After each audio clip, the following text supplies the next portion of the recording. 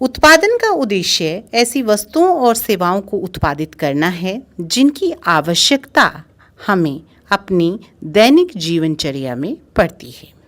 पहली आवश्यकता भूमि तथा अन्य प्राकृतिक संसाधन जैसे जल, वन, खनिज। और दूसरी आवश्यकता है श्रम, अर्थात लोग क्या काम करेंगे, लोग कौन से काम करेंगे।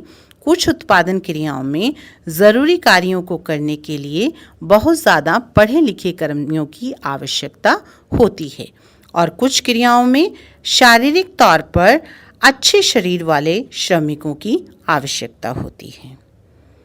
अर्थात उत्पादन के प्रत्येक स्तर पर अपेक्षित जो लागत है और जो काम करने वाले श्रमिक हैं उनकी आवश्यकता अलग अलग होती है।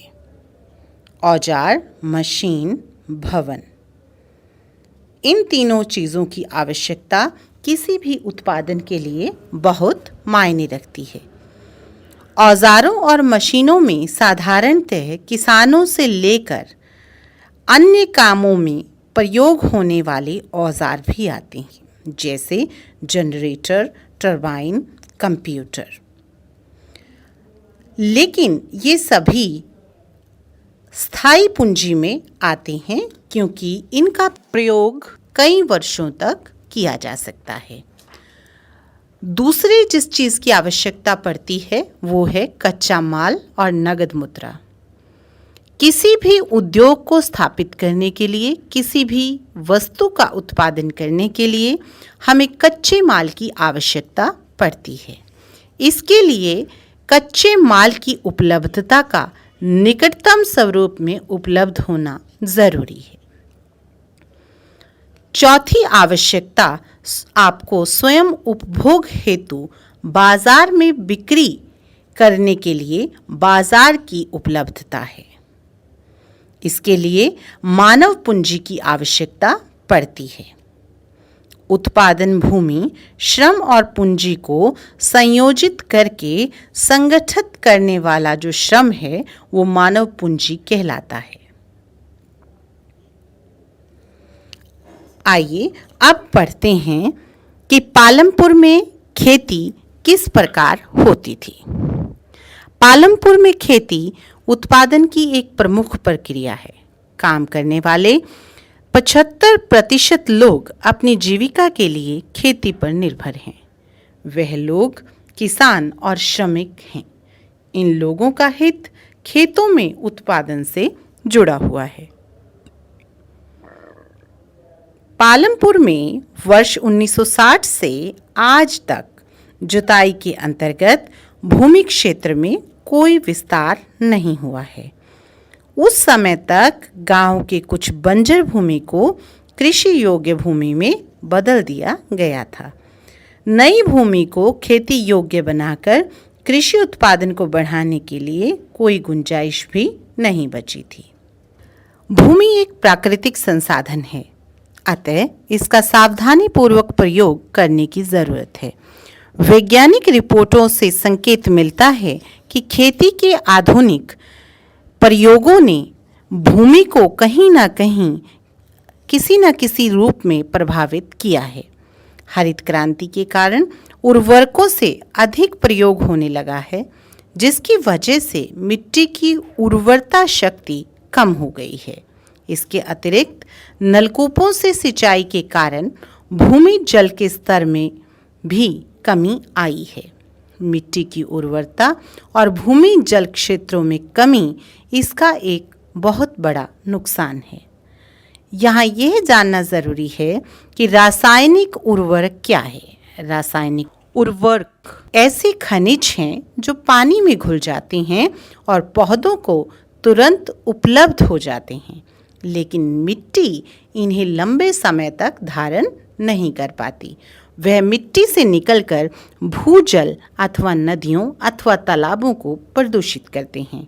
रासायनिक उर्वरक मिट्टी में उपलब्ध जीवाणुओं और सूक्ष्म अवयवों को नष्ट कर देते हैं।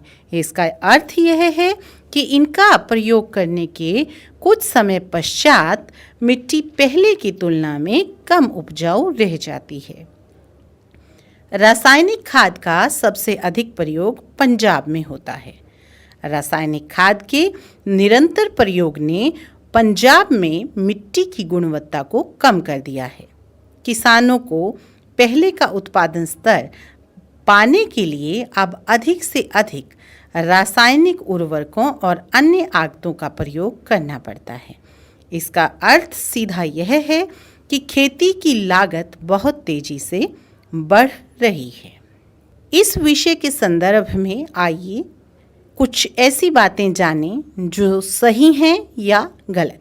जैसे, भूमि एक प्राकृतिक संसाधन है, अतः इसका सावधानी पूर्वक प्रयोग करने की ज़रूरत है। जी हाँ, ये बिल्कुल सही है। दूसरा वाक्य, रासायनिक उर्वरक ऐसे खनिज देते हैं जो पानी में नहीं घुल पाते। नहीं, ये गलत है। ये खनिज पानी में घुल जाते हैं। हरित क्रांति के कारण उर्वरकों के अधिक प्रयोग से मिट्टी की उर्वरता कम हो गई है। ये बिल्कुल सही है। रासायनिक उर्वरक मिट्टी में उपलब्ध जीवाणुओं और सूक्ष्म अवयवों को नष्ट नहीं कर सकते। यह भी गलत है। आइए अब बात करते हैं पालमपुर में किसानों में भूमि वितरण किस तरीके से हुआ है। अभी तक आपने पढ़ा है कि खेती के लिए भूमि कितनी महत्वपूर्ण है। दुर्भाग्यवश खेती के काम में लगे सभी लोगों के पास खेती के लिए पर्याप्त भूमि भी नहीं है। पालमपुर में 450 परिवारों में लगभग 1/3 अर्थात 150 परिवार के पास खेती के लिए भूमि नहीं है, जो अधिकांशतः दलित लोग हैं। बाकी परिवारों में से 240 परिवार ऐसे हैं जिनके पास भूमि 2 हेक्टेयर से कम क्षेत्र वाले भूभाग के टुकड़े पर उपलब्ध है। भूमि के ऐसे टुकड़े पर खेती करने के किसान को परिवार की व्यापक आमदनी नहीं हो पाती। इसको विस्तृत रूप से पढ़ने के लिए इसमें एक कृषक की कहानी दी गई है। 1960 में कृषक गोविंद के पास 0.75 हेक्टेयर असिंचित भूमि थी, अर्थात ऐसी भूमि थी जिस पर सिंचाई का साधन उपलब्ध नहीं था। गोविंद अपने 3 पुत्रों की मदद से इस भूमि पर खेती करता था। यद्यपि वह बड़े आराम से खेती नहीं कर पाते थे, लेकिन परिवार में एक भैंस से होने वाले कुछ अतिरिक्त आय के द्वारा अपना गुजारा करते थे। यानी खेती के साथ साथ गोविंद भैंस पालने का काम भी करता था। अब केवल 0.75 हेक्टेयर, परंतु आप बेहतर सिंचाई की व्यवस्था और जमीन में आधुनिक विधियों के बावजूद गोविंद के बेटे अपनी जमीन पर गुजारा नहीं कर पा रहे थे। कुछ भाग में उन्हें कुछ अतिरिक्त कार्य करना पड़ रहा था। आप एक गांव में चारों ओर बिखरे हुए भूमि के छोटे छोटे टुकड़ों को देखकर ये अंदाज़ा लगा सकते हैं कि किस तरीके से गांव में बड़े किसान, मझोले किसान और छोटे किसान रहते हैं।